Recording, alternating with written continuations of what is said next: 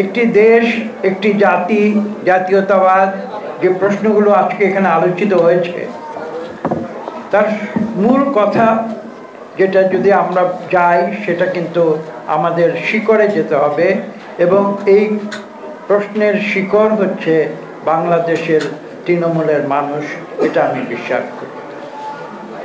এবং তৃণমূলের মানুষের যে ইচ্ছার যে প্রতিফলন, সেই প্রতিফলন হিসাবেই বাংলাদেশ একটি রাষ্ট্র হিসেবে রূপ নেবে, এটাও আমার বিশ্বাস। আমরা যদি মানুষকে বাদ দিয়ে রাষ্ট্র গড়ে তুলতে চাই, তাহলে কিন্তু আমরা ব্যর্থ হব। এবং এখানে আজকের যিনি মূল প্রবন্ধ, তিনি এক জায়গায় লিখেছেন যে বিগত প্রায় অর্ধ শতকেও আমরা এই দেশের রাজনীতিকে স্থিতিশীল করতে পারিনি, এদেশের দরিদ্র মানুষের অর্থনৈতিক মুক্তি আনতে পারিনি। কেন? প্রশ্নটি হচ্ছে কেন। তার উত্তর হচ্ছে, আমি যে কথা একটু আগে বলেছি, যেখানে এই দেশ পরিচালনায়, এদেশের নীতি নির্ধারণে এবং এদেশের বিভিন্ন বিষয়ে সিদ্ধান্ত গ্রহণ প্রক্রিয়ায় তৃণমূলের প্রতিনিধিত্ব না থাকবে, তাহলে সেই দেশ কখনো সফল হতে পারে না। আমরা গণতন্ত্রের কথা কেন বলি? দেখুন, বাংলাদেশে 18 কোটি মানুষ রয়েছে।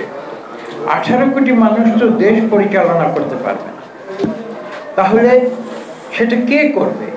এটা কি শুধু রাজধানী ঢাকা শহরে উচ্চবিত্ত এক শ্রেণীর লোক রয়েছে তারা করবে? এটা তো হতে পারে না। আমরা বিগত 3টি পার্লামেন্টে কি দেখেছি? সেখানে কি জনগণের প্রতিনিধি ছিলেন? ছিলেন না। সেখানে কারা ছিলেন? সেখানে ছিলেন একটি ধনী প্রতিভা শ্রেণী। তারা তাদের অর্থবিত্তের ক্ষমতায় তারা রাষ্ট্র ক্ষমতা দখল করে রেখেছে। এটাই হচ্ছে মূল কারণ, যে কারণে আজকের মূল প্রবন্ধকার যে কথাটি লিখেছেন, এদেশে রাজনীতি স্থিতিশীল হতে পারেনি, অর্থনীতি স্থিতিশীল। এটাই হচ্ছে তার মূল কারণ। আমরা যদি সত্যিকার অর্থে জনগণের যে সার্বভৌমত্ব, তাতে যদি আমরা বিশ্বাস করি, তাহলে কিন্তু এই দেশ পরিচালনার দায়িত্ব জনগণের হাতে ছেড়ে দিতে হবে। এবং জনগণ সেটা কিভাবে বাস্তবায়িত করবে? তাদের 300 প্রতিনিধির মাধ্যমে, যারা পার্লামেন্টে একটি সুষ্ঠু নিরপেক্ষ নির্বাচনের মাধ্যমে তারা বাংলাদেশের 18 কোটি মানুষের প্রতিনিধিত্ব করে। এটা এমন একটি ব্যবস্থা যেটাকে আমরা বলি গণতন্ত্র। অনেকে সমালোচনা করেন, গণতন্ত্রের অনেক খারাপ দিক রয়েছে, অনেক ভুল ত্রুটি রয়েছে। হতে পারে, আমি এই কথাটি অস্বীকার করব না। কিন্তু তার পাশাপাশি আরেকটি কথা রয়েছে, বিলাতে ইংরেজিতে যেটা বলা হয় যে democracy is bad but all other systems are ওয়ার্স।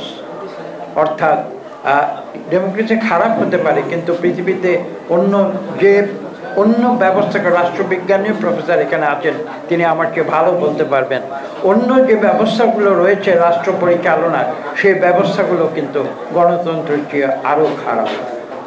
গণতন্ত্র যে একেবারে পারফেক্ট সেটা কেউ দাবি করে না, কিন্তু আমরা গণতন্ত্রের মাধ্যমে যত দূর সম্ভব জনগণের প্রতিনিধিত্ব নিশ্চিত করার চেষ্টা করি। এটাই হচ্ছে আজকের যে চ্যালেঞ্জ, সেই চ্যালেঞ্জের মূল কথা।